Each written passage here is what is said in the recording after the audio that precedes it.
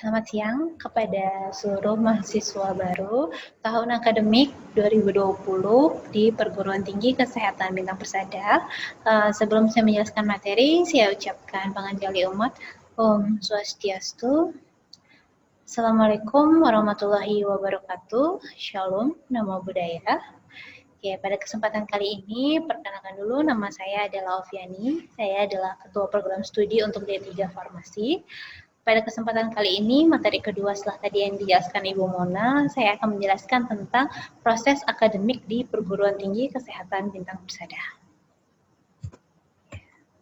Ya, sebelum memasuki tentang apa itu akademik dan sebagainya, ada satu hal yang ingin saya tanyakan kepada seluruh mahasiswa. Sebenarnya, apa sih tujuan mahasiswa sekalian ketika memutuskan untuk mendaftar kuliah atau melanjutkan ke perguruan tinggi ini? Tidak harus spesifik karena di Bintang Persada seperti ini, tidak. Tapi mengapa kalian memutuskan kuliah secara umum?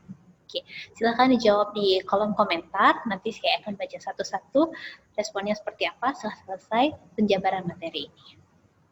Oke, kita akan masuk ke topik pertama tentang akademik.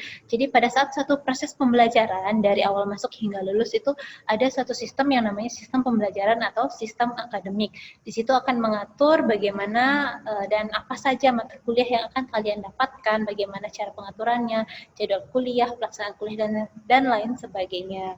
Oke, untuk di sekarang ini tahun pertama seluruh mahasiswa Bintang Persada masih pada di level 1, masih ada di tahap pertama. Jadi masih ada banyak anak tangga yang harus dilalui hingga sampai ke status mahasiswa selesai atau lulus. Untuk jenjang D3 itu akan melaksanakan 3 tahun perkuliahan dan untuk jenjang S1 akan melaksanakan 4 tahun perkuliahan. Masing-masing 1 tahun akan terdiri dari 2 semester, yaitu semester ganjil dan semester genap. Untuk sekarang, kita namanya adalah semester ganjil di tahun akademik 2020-2021.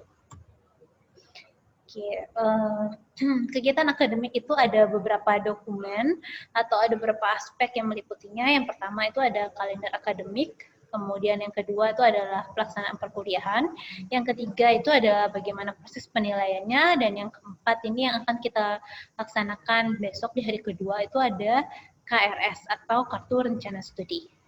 Untuk detailnya saya akan mulai menjelaskan satu persatu.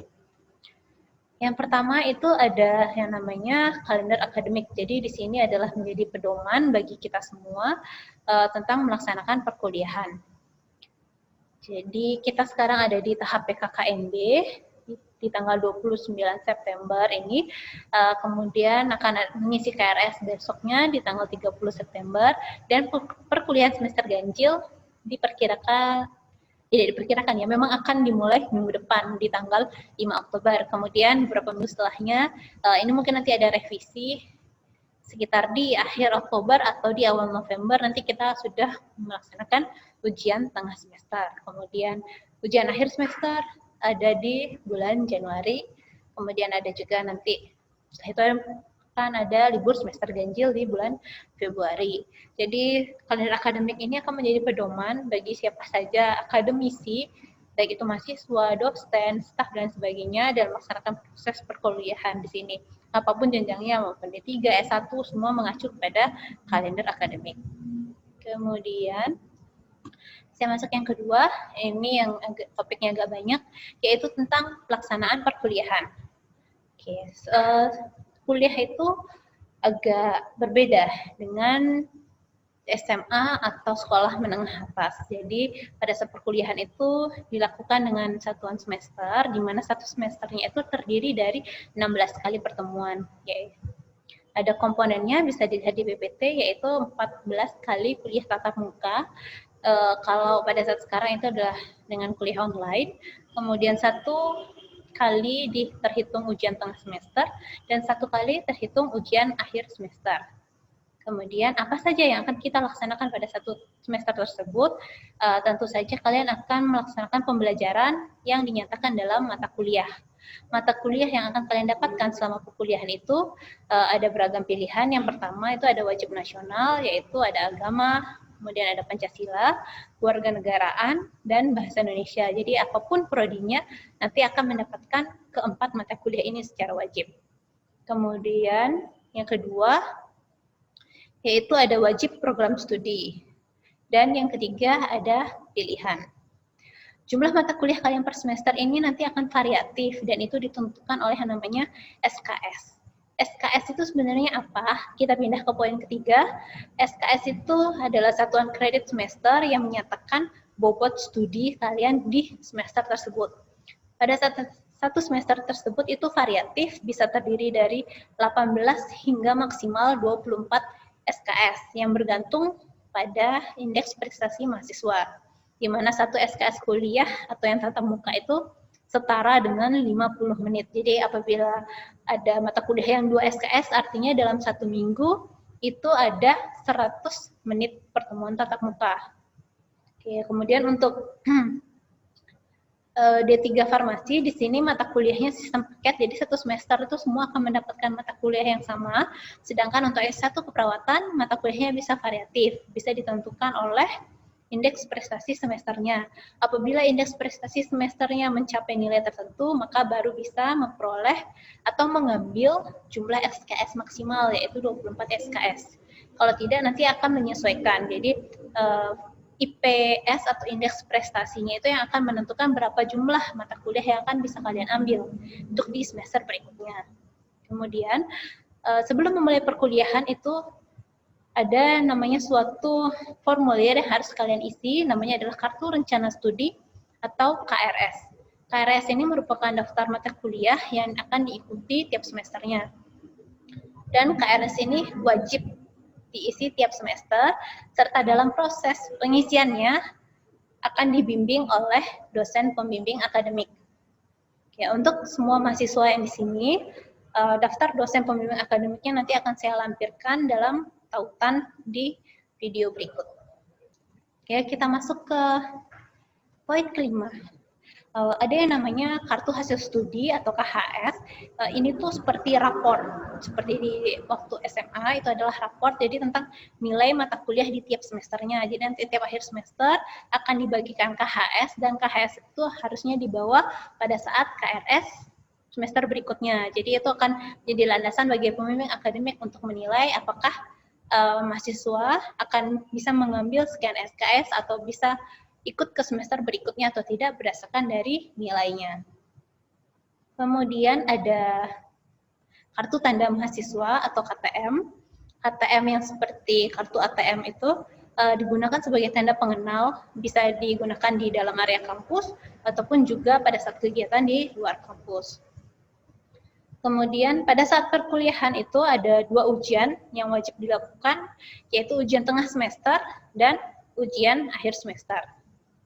2 ujian ini adalah yang wajib dilakukan untuk setiap mata kuliah. UTS itu bisa dilaksanakan pada tengah semester berjalan, bisa terjadwal, dan bisa juga tidak, tergantung dengan masing-masing prodi dan kesepakatan dari mahasiswa dan juga dosennya. Sedangkan untuk ujian akhir semester itu pasti terjadwal sesuai dan dijadwalkan sesuai dengan pada masing-masing prodi. Terjadwal di sini maksudnya hari pertama sudah ditentukan mata kuliah A dan B, kemudian hari kedua itu mata kuliah C dan D dan seterusnya. Dan ada salah satu syarat khusus untuk bisa mengikuti ujian akhir semester, yaitu membawa atau memiliki kartu ujian akhir semester. Di mana memperoleh kartu ujian akhir semester ini, salah satu syaratnya supaya bisa memperoleh yaitu dengan melakukan pembayaran SPP. Tidak harus dalam status lunas untuk semester tersebut, tapi ada suatu proses pembayaran berjalan ketika semesternya itu akan ujian akhir. Jadi tidak harus dilunasi semester tersebut, yang penting ada suatu bukti bahwa sedang melakukan cicilan pembayaran, seperti itu. Untuk lebih detail lebih lanjutnya, nanti bisa ditanyakan ke bagian keuangan dari perguruan tinggi Bintang Persada. Oke, sebelum saya lebih lanjut lagi tentang perkuliahan, saya menyelipkan sedikit tentang organisasi kelas. Kenapa organisasi kelas ini penting? Karena perlu ada seseorang yang menjadi koordinator. Ada 2 orang, ada 2 jabatan di masing-masing kelas. Yang pertama itu ada yang namanya koordinator tingkat atau koordinator kelas. Tugasnya yaitu sebagai yang mengkoordinasi segala kegiatan operasional kelas, pembagian jadwal gelombang praktikum, kemudian segala kegiatan di luar kelas juga seperti ada ekstra, kemudian ada perlombaan antar tingkat, antar kelas, dan lain sebagainya. Kemudian yang kedua, ada yang namanya koordinator mata kuliah. Koordinator mata kuliah ini itu berbeda-beda per mata kuliah. Jadi misalnya satu kelas itu hanya ada satu koordinator tingkat atau koordinator kelas, dan pada masing-masing kelas itu ada satu orang yang sebagai koordinator mata kuliah. Misalnya dalam satu semester itu ada 5 mata kuliah. Jadi di semester tersebut ada 5 orang sebagai koordinator mata kuliah. Tugasnya seperti apa? Nanti bisa dibaca lebih lanjut, misalnya koordinasi dengan dosen pengampu mata kuliah, kemudian koordinasi dengan dosen terkait jadwal kelas, terkait tugas, ujian, dan lain sebagainya. Seperti yang mungkin sudah semua mahasiswa di sini tahu bahwa perkuliahan di tingkat perguruan tinggi saat ini semuanya masih dilaksanakan secara online atau daring. Jadi begitu pula di sini di Bintang Persada juga melaksanakan perkuliahan semester ganjil nanti secara online. Apa saja aplikasi yang kami pakai? Itu ada Google Classroom, ada Zoom, Webex, Google Meet, Google Form, dan juga ada WhatsApp Group. Untuk detailnya seperti apa, bagaimana cara membuat akun, bagaimana cara mengelolanya, nanti saya akan ada berikan link yang berisikan tentang pedoman pembelajaran daring. Nanti semua pedomannya ada di sana, jadi silahkan dibaca. Oke, ini adalah satu contohnya, ada yang namanya Google Classroom. Jadi di sini bisa digunakan sebagai untuk membagikan tugas, membagikan kuis, absensi, untuk diskusi, dan lain sebagainya. Kemudian ada juga Zoom, mungkin sudah banyak juga sekarang yang sudah biasa menggunakan aplikasi ini untuk video conference. Kemudian ada juga Google Meet. Kemudian fungsinya juga sama seperti Zoom, sama seperti Webex juga. Ada Google Form, biasanya lebih banyak digunakan untuk tugas-tugas ataupun ujian. Ini adalah salah satu contoh Google Form dari ujian semester sebelumnya. Oke, apa saja yang harus mahasiswa persiapkan sebelum mulai perkuliahan online? Yang pertama, tentu saja harus mempersiapkan hardware-nya, yaitu laptop atau itu earphone boleh, headset, handphone, dan sebagainya. Dan juga perangkat lunaknya seperti web browser, serta aplikasi tadi yang akan digunakan. Kemudian, yang kedua, mempersiapkan koneksi internet yang sesuai dengan standar video meeting. Yang ketiga, memahami langkah-langkah penggunaan media pembelajaran secara daring.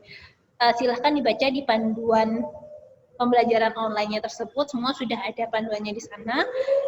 Jadi harapannya ketika nanti minggu depan akan memulai kuliah, semua sudah punya aplikasinya dan sudah pernah paling tidak mencoba untuk menggunakan aplikasinya tersebut. Kemudian untuk pelaksanaan perkuliahan, yang pertama itu mahasiswa mengikuti jadwal perkuliahan sesuai dengan jamnya. Mahasiswa mengikuti perkuliahan sesuai dengan instruksi dosen. Kemudian mahasiswa mematuhi tata tertib perkuliahan secara daring. Dan yang keempat, mahasiswa dapat melakukan komunikasi dua arah selama perkuliahan daring sedang berlangsung. Saya akan bahas lebih lanjut tentang tata tertib kuliah daring. Yang pertama, mahasiswa itu wajib login sesuai dengan jadwal. Berikut saya akan bahas lebih lanjut tentang tata tertib kuliah daring. Yang pertama, mahasiswa wajib login sesuai dengan jadwal yang telah ditentukan oleh dosen.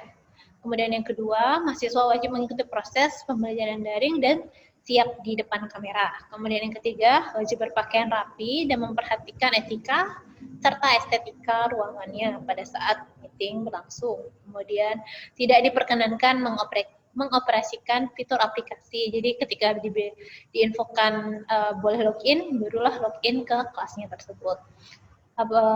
Berikutnya, apabila mahasiswa ingin bertanya, dapat memberikan kode. Dan yang terakhir, mahasiswa tidak diperkenankan melakukan aktivitas lain pada saat mengikuti perkuliahan, kecuali seizin dengan dosennya. Jadi apabila di sini, pada saat kuliah online-nya berlangsung, mahasiswa sedang bekerja atau lain sebagainya, silahkan diinfokan dahulu kepada dosennya apabila memang diizinkan silahkan, jika tidak itu nanti dari ketentuan masing-masing dosen. Oke, kemudian saya lanjutkan untuk penilaian agak berbeda dengan apa yang biasa dirapatkan sewaktu masa SMA. Penilaian di kuliah itu mungkin sudah sering dengar dinilai dengan huruf A, A minus, kemudian ini disebut dibacanya A per B, bukan A atau B, tapi A per B, kemudian ada B plus, kemudian B, B min, B per C, C plus, C minus, C per D, D plus, D, dan E. Untuk angka konversinya, apabila mendapat huruf A, artinya adalah angka 4. Bagaimana cara menghitungnya? Setelah ini akan saya jelaskan. Oke. Misalkan ini pada suatu semester terdapat 4 mata kuliah A, B, C, dan D. Kemudian misalnya di mata kuliah A itu SKS-nya adalah 4 dan mahasiswa mendapat nilai akhir senilai 85. 85 ini nanti dikonversi dulu ke huruf.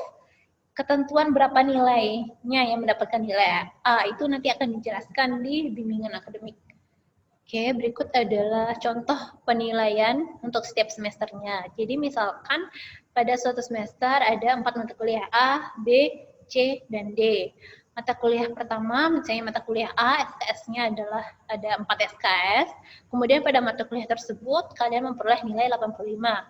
Nah, nilai 85 ini nanti dikonversikan ke huruf. Misalnya 85 tersebut adalah A. Sehingga kita balik ke sini, A ini setara dengan angka 4. Untuk nilai mata kuliah nanti dikonversikan SKS dikali dengan angka. Jadi di sini 4 dikali dengan angka 4 sehingga diperoleh 16. Oke, kemudian kita contoh kedua, mata kuliah B, SKS-nya adalah 3, tapi di sini kalian mendapat nilai akhir 61. 61 ini nanti akan dikonversikan lagi ke huruf. Di sini misalnya itu adalah setara dengan B per C. B per C angkanya adalah 2,5. Kemudian nilai MK-nya berarti adalah SKS yaitu 3 dikali dengan angkanya 2,5 sehingga diperoleh nilai MK 7,5. Begitu seterusnya sehingga masing-masing dijumlahkan, SKS-nya dijumlahkan ada 12 dan di sini dijumlahkan ada 37,5. Nilai IP itu dari sini. Jumlah total nilai MK dibagi dengan jumlah SKS semester tersebut sehingga diperoleh nilai IP-nya adalah 3,125. Nilai IP maksimal itu adalah 4. Jadi apabila semua mata kuliahnya mendapat nilai A, maka akan mendapat IP maksimal, yaitu 4. Oke, kemudian nanti ada 2 istilah, yaitu indeks prestasi semester yang dinilai dari jumlah total nilai MK per semester dibagi jumlah SKS per semester. Dan juga ada yang namanya IPK, indeks prestasi kumulatif, yaitu dari jumlah total nilai seluruh MK hingga lulus dibagi jumlah SKS seluruhnya hingga lulus. Oke. Seperti itu bagaimana cara penilaian di perguruan tinggi.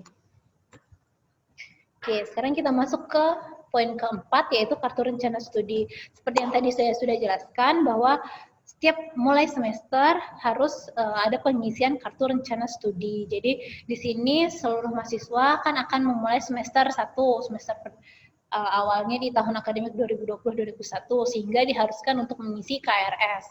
Oke, nanti silakan semua mahasiswa membuka link berikut yaitu dari http://bit.ly akademik BP 2020.